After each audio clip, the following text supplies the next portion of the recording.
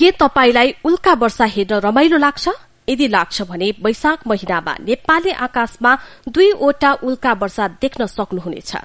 वैशाख 5 गतेदेखि सक्रिय भएको लाइरिट मिटियोर शावर अर्थात बिड़ा उल्का वर्षा आउँदो 12 गतेसम्म रहने भए पनि 9 गते नेपाली आकाशमा देख्न सकिनेछ। खगोलविदका अनुसार मौसमले साथ दिएको खण्डमा 9 गते राति 2:45 बजेदेखि 2:30 बजेसम्म उल्का वर्षा देख्न सकिनेछ। मौसमले पनि हामीलाई साथ दिन पर्यो, किनभने अलिकति यताबाट हाम्रो चाहिँ अलिकति मौसमले हामीलाई साथ दिइरहेको छैन। आकाशमा चाहिँ अब बादलहरू लागिरहेको छ, पानी परिरहेको छ। अहिले चाहिँ हाम्रो टाइमिङ भनेको चाहिँ खास यो वैशाखको 5 देखि 12 बजेसम्म चाहिँ यसको एक्टिभ पिरियड छ।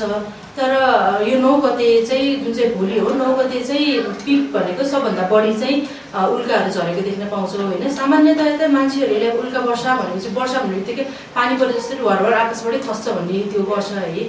तर जेनरली त्यस्तो हुँदैन। अब 1 घण्टामा कतिवटा जति उल्का देखिने भन्ने हुन्छ।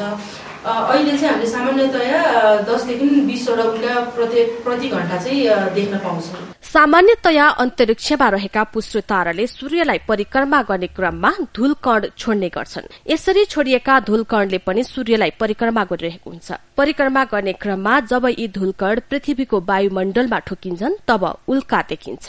एक पटकमा 10 वा सो भन्दा बढ़ी उल्का देखिएमा उल्का वर्षा भन्ने गरिन्छ। अहिले देखिने उल्का वर्षा थ्याचर पुष्ट ताराले छोडेको धूलकणका कारण भएको हो।